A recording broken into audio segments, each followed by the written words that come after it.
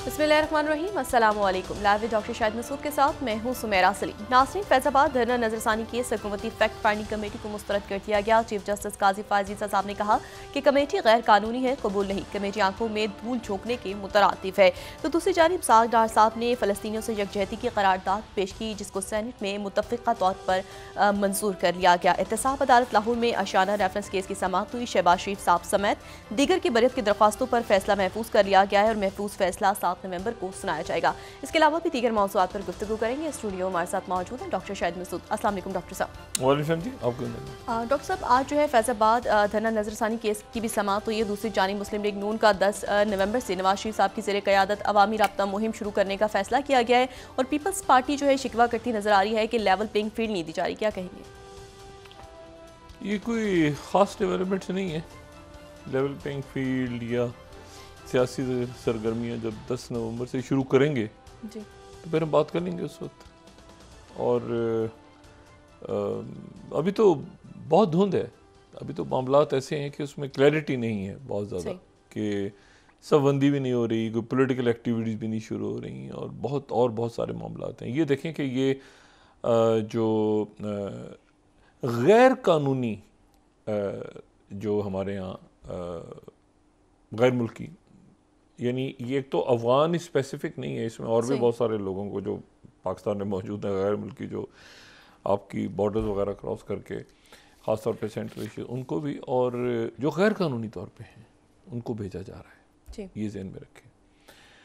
तो वो आज डेडलाइन ख़त्म हो रही है और उसके बाद ये है कि, और मैं आपको एक बात, मेरी कुछ दोस्तों से बात हो रही थी, अफगान दोस्तों से, तो मैंने कहा कि एक तो बड़ी मेहनती और बड़ी ज़बरदस्त कौम है, और पूरे मशरिक़ वस्ता में, पाकिस्तान में, दुनिया भर में की जो तामीरात हैं या जो बाकी काम है उसमें अफ़गानों ने बहुत कंट्रीब्यूट किया है।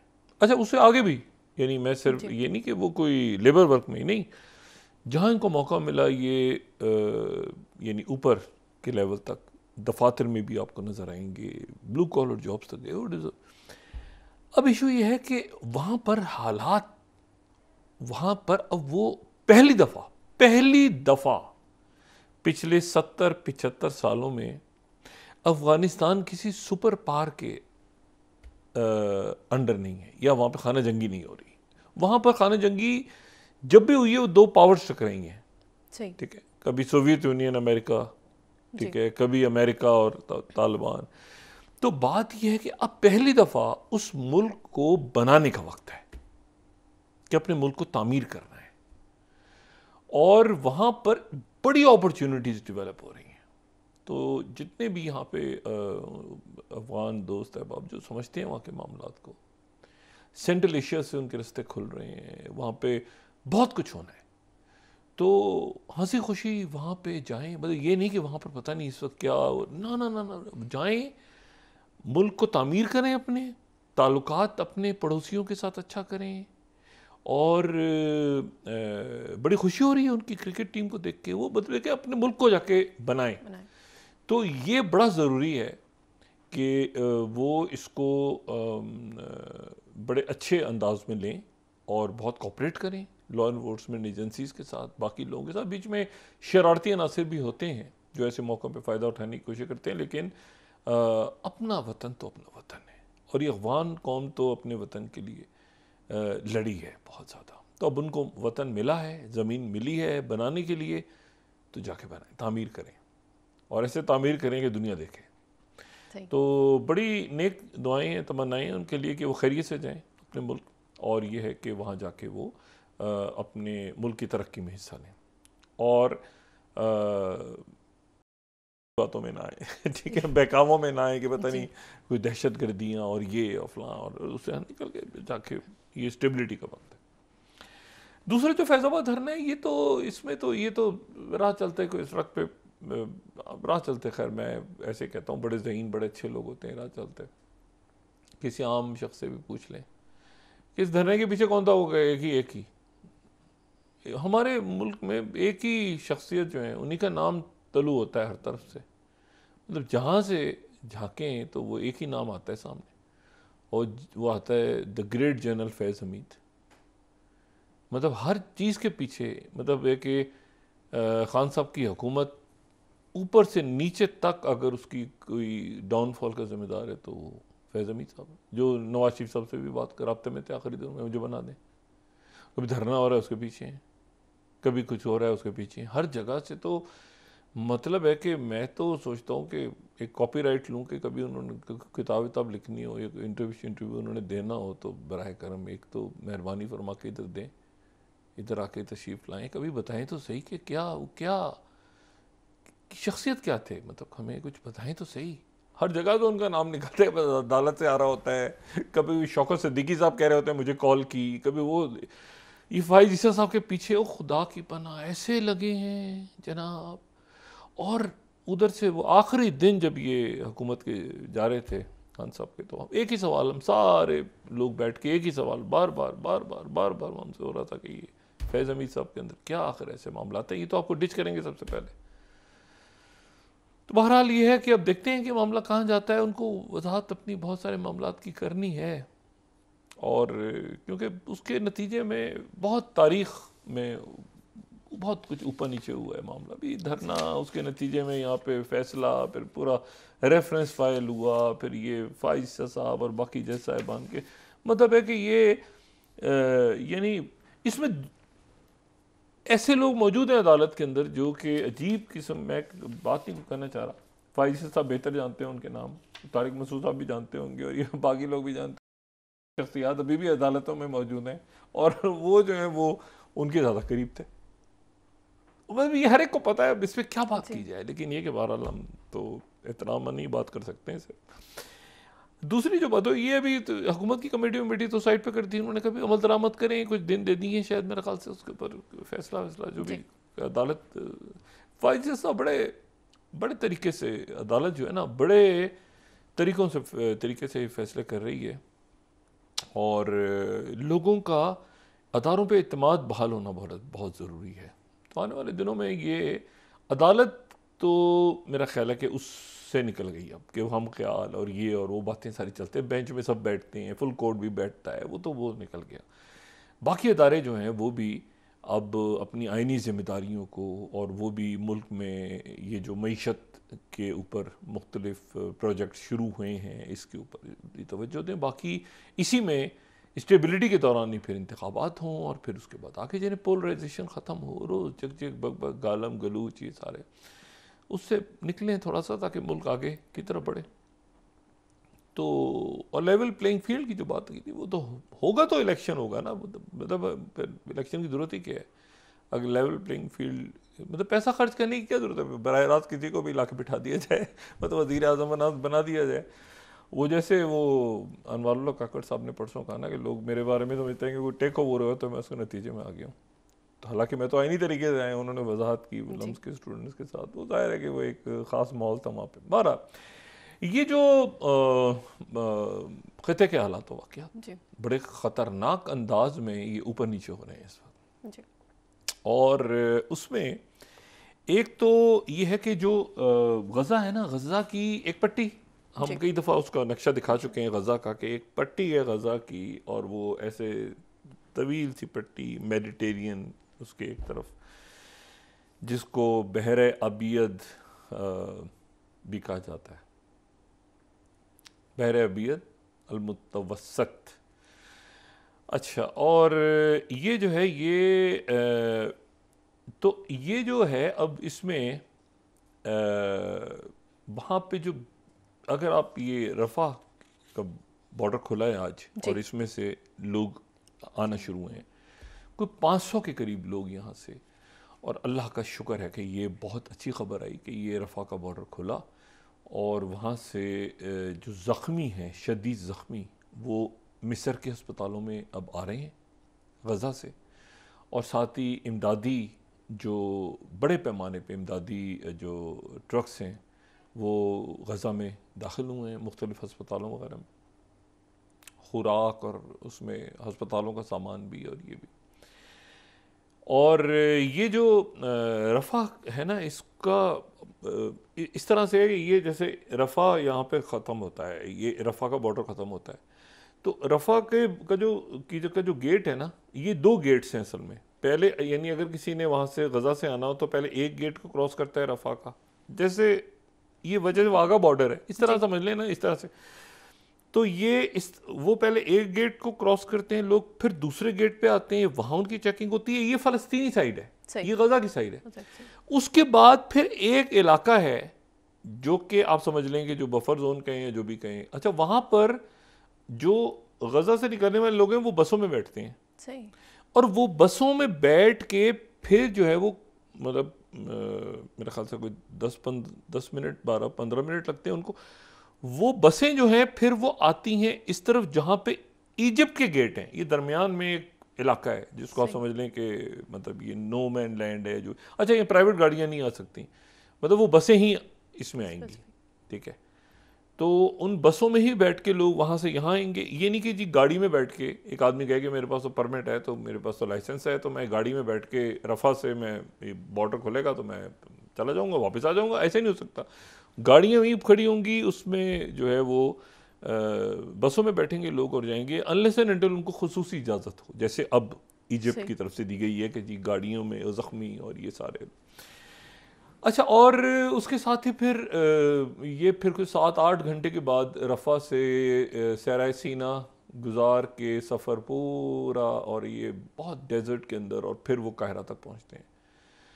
और काहिरा ये दरमियान में बहुत ज़्यादा मिलिट्री की प्रेजेंस है, इंटेलिजेंस। यहाँ पर एक ज़माने में ये वो इलाका है ना, एक तो तारीख़ी तौर पे ये सहराए सीना और वो तो अलग, लेकिन ये रोड है ना, इस रोड के ऊपर बड़े ब्लास्ट और ये माजी में यहाँ पे बहुत दहशतगर्दी के वाक़यात हुए, तो यहाँ पे मिलिट्री प्रेजेंस बहुत है और सिक्योरिटी की प्रेजेंस बहुत है। अच्छा, अब यहाँ से तो जापान के जो पासपोर्ट होल्डर्स थे उनको भी छोड़ा गया। आज जो हैं वो गैर मुल्की जो हैं उनको भी, यानी गैर मुल्की जो पासपोर्ट होल्डर्स थे उनको भी हमास की तरफ से आज जाने दिया गया। सही। उसमें ऑस्ट्रेलिया के लोग भी हैं, ऑस्ट्रिया के भी हैं, फिनलैंड के भी हैं, जापान के हैं, उसमें काफ़ी मुल्कों के हैं। अमेरिका बरतानिया के अभी तक नहीं हैं, लेकिन उम्मीद की जाती है कि अमेरिका और बरतानिया के भी शायद छोड़ दिए जाएं, शायद अभी उन कुछ दिन वहाँ रहें। लेकिन 500 लोगों की एक लिस्ट है जिनको उन्होंने कहा है कि हमने रिहा करना है हमास से। बड़ी खबर जो है वो ये है कि उर्दन ने इसराइल से अपना सफारती अमला वापस बुलवा लिया, सफ़ीर। एक उनके, आपको पता है ना, उर्दन के भी तो सफारती ताल्लुकात।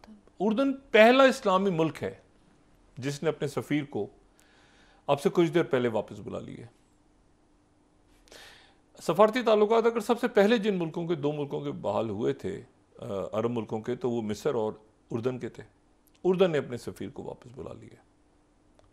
और उससे पहले जो है वो बोलिविया, चिली और कोलंबिया, ये हम नक्शा देखें तो 3 जनूबी अमेरिका या लातीनी अमेरिका के 3 ममालिक जो हैं, एक मुल्क ने तो सफ़ीर अपने सफारती ताल्लुकात ही तोड़ लिए, बोलिविया ने, 2 ने कहा कि हमने सफ़ीर को वापस बुला रहे हैं। लेकिन इस्लामी मुल्क जो पहला है जिसके सफारती ताल्लुकात मुकम्मल तौर पे सबसे पहले बहाल हुए थे, जॉर्डन, उन्होंने अपने सफ़ीर को वापस बुलाया है। और जॉर्डन ने अपने सफ़ीर को वापस बुलाया है उस टेलीफोन कॉल के चंद घंटों के बाद, जो कि वाइट हाउस का एलामिया अगर हम दिखा सकें तो वाइट हाउस का एलामिया है, और वो ये कह रहा है कि king Jordan, king Abdullah II और प्रेसिडेंट बाइडेन के दरमियान टेलीफोन पे बात हुई है। अच्छा, ये जहन में रखें कि किंग अब्दुल्ला ने प्रेसिडेंट बाइडेन से मिलने से इनकार कर दिया था, मेज़बानी से इनकार कर दिया था। बाइडेन आए थे तो बाइडेन ने फिर ओमान जाना था, तो ओमान वो गए नहीं थे क्योंकि महमूद अब्बास भी नहीं आए थे और इजिप्शियन प्रेसिडेंट भी वहाँ पे नहीं आए थे। तो ये गुफ्तगू हुई है, लेकिन इस गुफ्तगू के कुछ देर के बाद जॉर्डन ने अपने सफ़ीर को वहाँ से वापस बुलवा लिया। अब इसकी डिटेल्स कुछ हैं, लेकिन कुछ आएंगी कि क्या बात हुई और क्या वजह हुई। जुम्मे के दिन सेक्रेटरी ब्लिंकन दोबारा आ रहे हैं। सही। सेक्रेटरी ब्लिंकन दोबारा आ रहे हैं जुम्मे के दिन इसराइल, और एक बड़ी यानी इस वक्त जो है ना, एक ऐसी शख्सियत, ये है जैक लियू। जैक लियू, ये जो हैं ये इनको काफ़ी दिन पहले बाइडेन इंतज़ामिया ने इनको नामज़द कर दिया था इसराइल में अमरीकी सफ़ीर। लेकिन आप देखें इतना फड्डा, इतने झगड़ा फसाद हुआ, लेकिन इनके नाम की मंजूरी, क्योंकि वहाँ पे सफ़ीर के को पेश होना होता है पहले और वे कांग्रेस मंजूरी देती है सारी, तो इनका नाम रुक गया था जैक लियू का। तो जैक लियू जो है ये इनको तेज़ी के साथ इनकी कंफर्मेशन हुई है। अच्छा, ये जैक लियू डिप्लोमेट नहीं है, ये सेक्रेटरी खजाना रहे हैं, फाइनेंस के आदमी हैं। और ये जो है इनको ये बड़ा सख्त इसराइल और बीबी नेतन्याहू के साथ जो है इनका ताल्लुक है। यहां पर जैक लियू को ईंट समझा जाए मेरे जुमले में, तो इनका और नेतन्याहू का ईंट। और ये जो है ये ओबामा जब प्रेसिडेंट थे तो उनके आखिरी जो साल था वो चीफ ऑफ स्टाफ थे। बड़ी बड़ी एक पावरफुल पोस्ट होती है chief of staff white house. और उस वक्त ये जो है ये बीबी नेतन्याहू के बारे में इनके ख्यालात और इसराइल के बारे में ख्यालात और ये पैलेस्टीनियंस के हामी, और अब इनके क्या ख्यालात होते हैं मैं नहीं जानता, लेकिन ये है कि ये नेतन्याहू, बीबी नेतन्याहू और इसराइल के तो बिल्कुल ही। तो ये है कि ये जूइश न्यूज़ सिंडिकेट 9 स्लाइड, उन्होंने कुछ अर्से पहले ये कहा कि Jack Lew's nomination as US ambassador to Israel should be rejected. और यूरोशलम पोस्ट ने लिखा कि don't let Jack Lew become US ambassador to Israel. ओपिन ऑपेड लिखा पूरा, ये कि इस आदमी को किसी सूरत यहां मत भेजो, ये जो है ये तो इंसल्ट करता रहा है बीबी नेतन्याहू की, और ये इसराइल के ख़िलाफ़ है, और ये जो रिलेशनशिप के भी ख़िलाफ़ है अमेरिका के, और ये और वो, इसको रोको, इसको रोको, इसको रोको। ये आ रहे हैं, कल या परसों ये पहुंच जाएंगे। और बीबीसी ने जो भी थोड़ी देर पहले रिपोर्ट किया 8 स्लाइड कि Jack Liu confirmed as new US ambassador to Israel, ये इसराइल आ रहे हैं। इनको उन्होंने कहा कि ये अगर कोई एक आदमी हमें नहीं चाहिए तो किसी डिप्लोमेट को भेजो, उन्होंने कहा नहीं, बाइडेन को भेज दिया। ये एक बुरा सिग्नल इसराइल के लिए। दूसरी जो बात है वो ये है कि ये जाबलिया, ये अगर रफ़ा से, अभी मैंने बात शुरू की थी ना कि रफ़ा के जो बॉर्डर जो खोला है आज, जिसमें से बहुत से ज़ख्मी और इमदादी ज़ख्मी और गैर मुल्की जो शहरी हैं वो रिहा होने शुरू हैं और इमदादी सामान अंदर गया है। तो रफ़ा से आप चलें तो एक कोने पे रफ़ा है, और जो दूसरा कोना है शुमाली इसराइल का, बैत अनून जिसके बारे में बात हुई थी, तो वहाँ तक पहुँचे में टोटल 1 घंटा लगता है। तो मतलब इतना बड़ा है गज़ा कि 1 घंटे में आप पूरा गज़ा करो। 1 घंटा भी नहीं, 55 मिनट अगर सड़कें बड़े से तो बहुत वहाँ पे दुनिया होते हैं, लेकिन ये कि वो मतलब है कि 55 मिनट में आप तेज़ी के साथ वो पूरा गज़ा क्रॉस कर जाते हैं, पूरा गज़ा।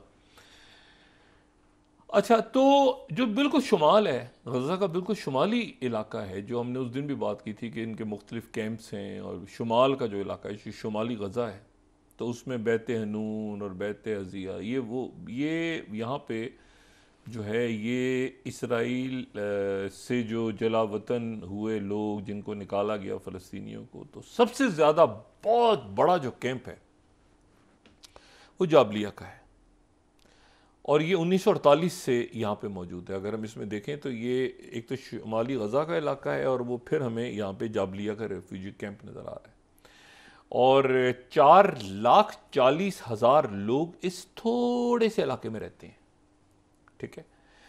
और ये जो यानी आप इस तरह से समझ लें कि जो 1 मील का इलाका है, एक मुरब्बा मील कितना होगा, एक आप सोच लें, एक मुरब्बा एक बहुत बड़ा इलाका नहीं होता, उसमें 1.25 लाख लोग रहते हैं, 1.25 लाख।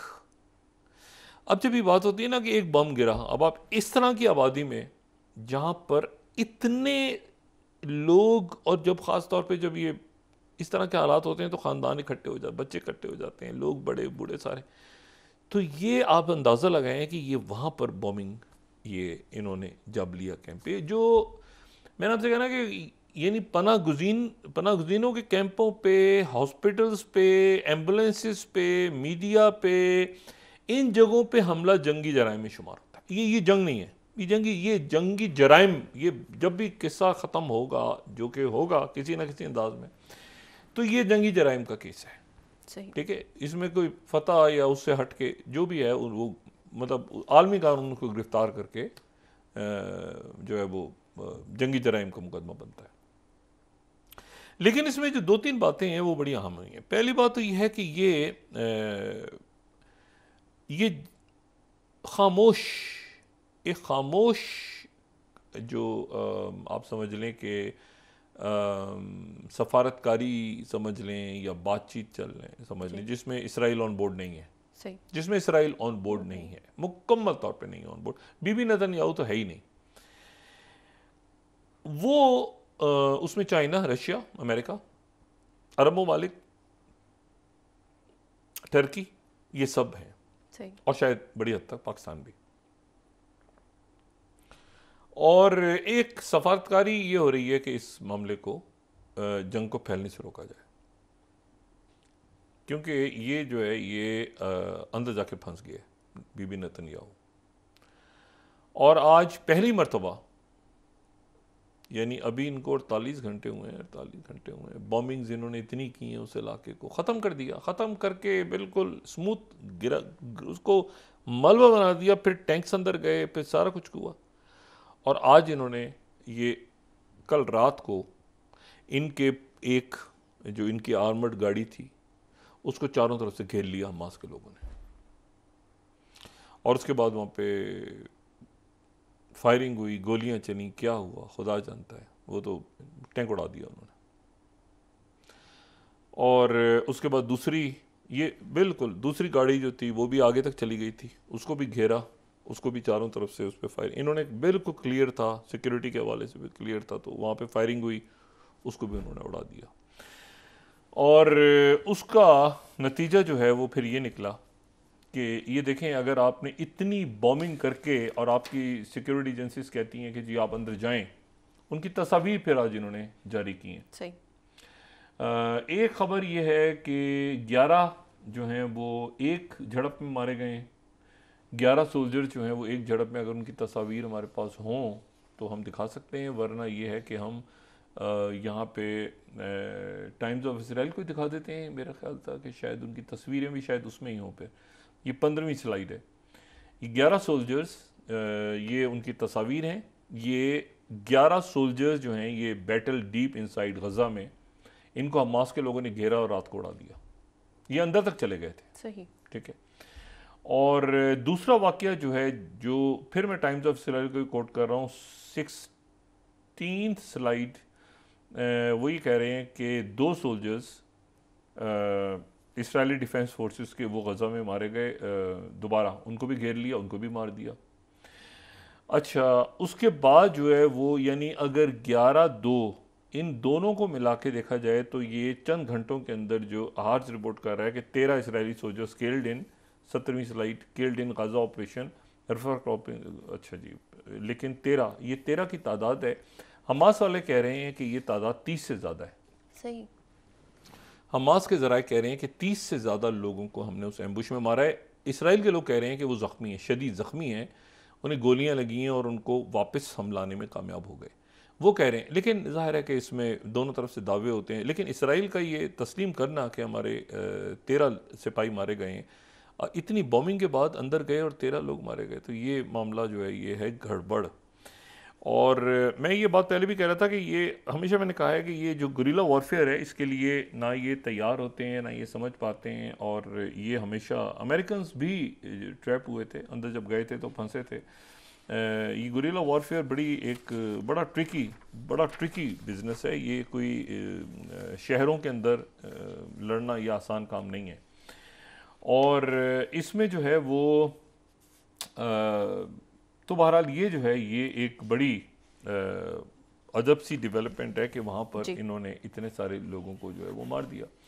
अच्छा, फिर उसके बाद जो है वो ये देखें, CNN जाबलिया कैंप पे इन्होंने बहुत बॉम्बिंग की, आज दोबारा शुरू कर दी है जाबलिया कैंप पे। अब CNN ने क्या खबर दी है अभी, ये मैं तो इस खबर को देख के, जो सेकंड स्लाइड है कि बच्चों को उठा के भाग रहे हैं, ये सेकंड स्लाइड जो है, children were carrying other injured children, witness describe aftermath of Israeli attack on Gaza refugee camp. तो और फिर वॉशिंगटन पोस्ट कह रहा है strike on Jabalia refugee camp kill and injured hundreds in Gaza. तो वो वहाँ पर जाबलिया के कैंप के ऊपर शुमाल में ये, क्योंकि वहाँ पर और वहीं पर इन्होंने एंट्री दी और वहीं पर इनके फौज के लोग मारे गए। अच्छा, ये तो अब सवाल ही है कि अब क्या होगा, क्योंकि सेक्रेटरी ब्लिंकन आ रहे हैं परसों। सेक्रेटरी ब्लिंकन के आने से पहले मेरा ख्याल से या उनके साथ ही शायद ये जो जैक लीवे ये भी आ जाए, जो अमेरिकन एम्बेसडर हैं टू इसराइल, और ये भी आके बीबी नेतन्याहू को और बाकी लोगों को बताने की कोशिश करें कि ये जो जंग है इसमें। अच्छा, सेक्रेटरी ब्लिंकन कल स्पीच कर रहे थे सेनेट में, उन्होंने स्पीच की कांग्रेस में, तो उसमें काफ़ी लोग घुस गए, उनकी तकरीर को रोक दिया, उसमें कोट पिंक के और एहतजाज वगैरह होता रहा काफ़ी देर। उन्होंने खैर वजाहत की कि हमें फंडिंग चाहिए, ये चाहिए, वो चाहिए, लेकिन ये कि बात बनी नहीं।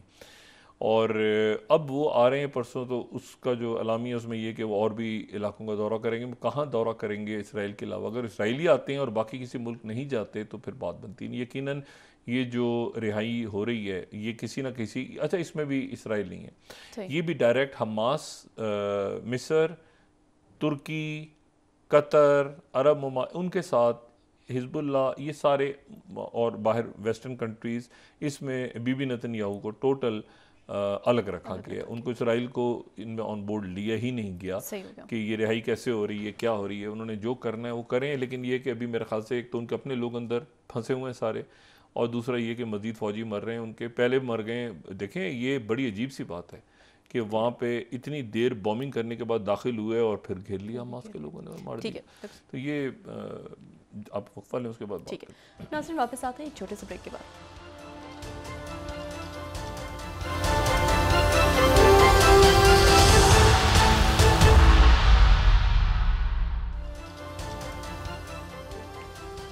वेलकम बैक नाज़रीन। डॉक्टर साहब, कल जो है सुप्रीम कोर्ट में 90 दिन में इलेक्शन करवाने के मुकदमे की समाअत होगी, क्या कहेंगे? ये वो जो फैसला था 14 मई का, फिर उसके बाद एक तारीख का ऐलान सदर ने कर दिया था। इलेक्शन कमीशन का कहना ये था कि सदर का इख्तियार नहीं है, ये उन्होंने नवंबर की तारीख दे दी थी। फिर उसके बाद इलेक्शन कमीशन ने कहा था कि जनवरी के आखिर में होगा। तो अब ये मामला जो है ये सुप्रीम कोर्ट ऑफ पाकिस्तान में कल, ये बड़ा अहम केस है, और देखते हैं कि ये ज़रा 2-3 मुकदमा ज़रा सामने आ जाएँ तो फिर उसके बाद देखते हैं कि मुल्क की सियासत किस रुख पे जा रही है जी। लेकिन इसमें मैं आपको ये बताऊं कि कल जो हुतीस का था अटैक जो इलाक पे हुआ था, वो अटैक जो है वो ज़रा उसको काफ़ी संजीदा दुनिया देख रही है उसको, क्योंकि वो उसके नतीजे में एरो सिस्टम एक्टिवेट करना पड़ा इसराइल को। और आज जो है वो छोटे जंगी बहरी जहाज़ हैं या बोट्स कह लें उनको नेवी को, इसराइली नेवी को मोबिलाइज करके रेड सी में उतारना पड़ा है। अच्छा, ये इसको सआर का वो नाम देते हैं, 4.5 सआर 4.5 भी इसको कह सकते हैं, या इसको कुछ 6 आगे ये जो एडवांस इनकी बहरी बोट्स हैं। लेकिन ये तवील अरसे के बाद जो है ये इनकी जो बहरी बोट्स हैं, कश्तियाँ, इनको उतारना पड़ा है। और अगर ये हम देखें तो ये बड़ी वेल इक्विप्ड हैं।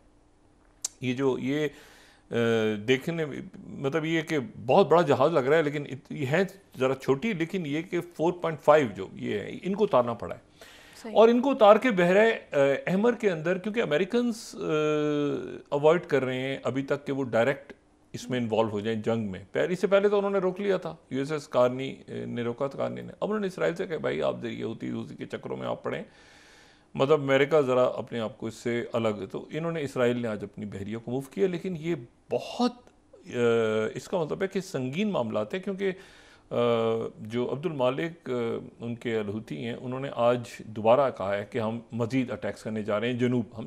उन्होंने बल्कि यहाँ तक उन्होंने बोला कि शुमाल को भूल जाएं आप, हिजबुल्लाह को। असल जो भी कुछ होगा जनूब से होगा। ये जनूब से हम यहाँ से रॉकेट चलाएंगे, और हमने सऊदी अरेबिया बाकी मुल्कों से गुजारिश की है कि हमें यहाँ से रॉकेट्स फ्लाई करें ऊपर से, तो हमको इजाज़त दी जाए, क्योंकि उनका जो समंदरी हदूद उनकी हैं तो उसके ऊपर से फ्लाई करें, रोके ना। तो वो नहीं रोकेंगे तो हम सीधा इसराइल, तो उन्होंने ये रास्ता खोल दिया है जनूब का।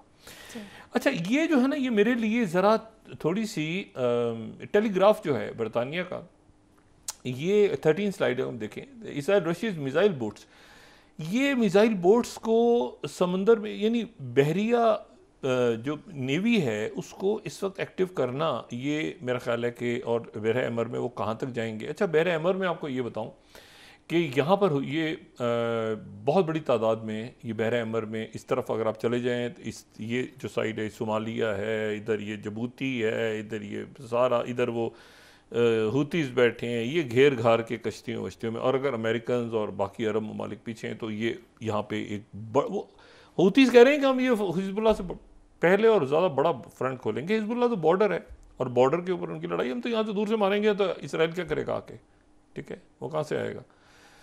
और अगर वो जाहिर है वहाँ से मिसाइल फायर करेगा इसराइल तो वो अरब मुल्कों के ऊपर से गुजरेगा, तो अरब मुल्कों का ये काम है कि उनको रोकें अपने रास्ते में। मतलब ये एक बड़ा एक ट्रिकी काम है, तो इसलिए समंदर के अंदर भी ये लड़ाई जो है ये छिड़ रही है।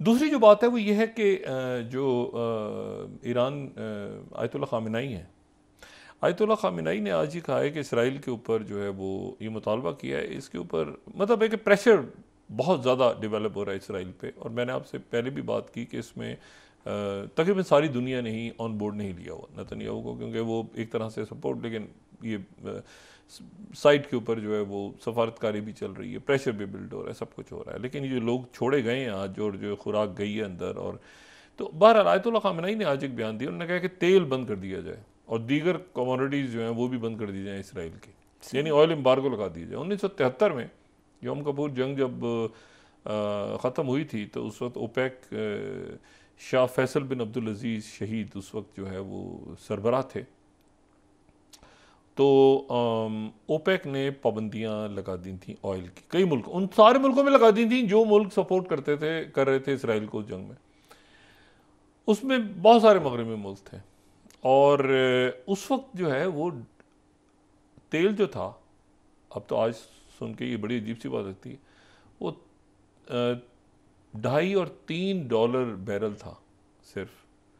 तो जब पाबंदियां लगी तो ये $12 बैरल फी डॉलर तक पहुंच गया ऑयल, और उसके नतीजे में वहाँ पे वो पेट्रोल पंप्स बंद होने शुरू हो गए। और जनाब दुनिया, उस ज़माने के अखबार देखें तो ये पता चलता है जनाब, the oil crisis, perception gap, ये जनाब न्यूयॉर्क टाइम्स लगा रहा है। ऑयल एम्बार्गो जो है ये बड़ा आप समझें कि ये एक तारीख़ी वाक़या है कि ऑयल को उन्होंने, oil as a weapon use हुआ, और फिर जनाब ऑयल पे पाबंदियाँ लगीं, और फिर उसके बाद ऑयल एम्बार्गो हो गया, इंक्लूड यूएस भी था, बाकी मुल्क भी थे इसमें। अच्छा, तो अब वो उनका क्या है कि ये जनाब दोबारा इसको क्योंकि देखें ये हालिया कुछ सालों में हमने ये देखा है कि ये अनाज बतौर वेपन यूज़ हुआ, डॉलर्स बतौर वेपन यूज़ हुए, डॉलर्स को वेपनाइज कर दिया ना जंग में। डॉलर्स अगर फ्रीज़ हो जाते हैं, किसी मुल्क का अकाउंट फ्रीज़ हो गया, तो इसका मतलब है आपने उस मुल्क के पैसों को बतौर असला यूज़ किया कि भैया हम शर्त मानो वरना तुम्हारे हम अकाउंट्स नहीं खोलेंगे। तो उसी के नतीजे में आप देखें कि ये स्विफ्ट के मद्दे मुकाबले दूसरे सिस्टम्स आना शुरू हुए, ब्रिक्स वगैरह के। भाई कल को हमारा को मसला ख़राब हो तो पता सारे पैसे वहीं पड़े हुए हैं। तो इसी तरह से ये माजी में ऑयल भी इस्तेमाल हुआ है बतौर वेब। अब वो कह रहे हैं कि ऑयल को उसको बंद करें, लेकिन ये है कि अच्छा, ये जो इसराइल में एक गोल्डा मेयर ने बड़ी अजीब, गोल्डा मेयर जो उनकी वज़ीर आज़म थी, उन्होंने कहा था कि एक तो ये हमें यहाँ 40 साल हम भटकते रहे सीना में, फिर हम पूरी दुनिया में भटकते रहे, और फिर वापस भी आए तो मशरिक़ वुस्ता के उस जगह पे वापस आए, वो जगह जहाँ पे तेल नहीं है।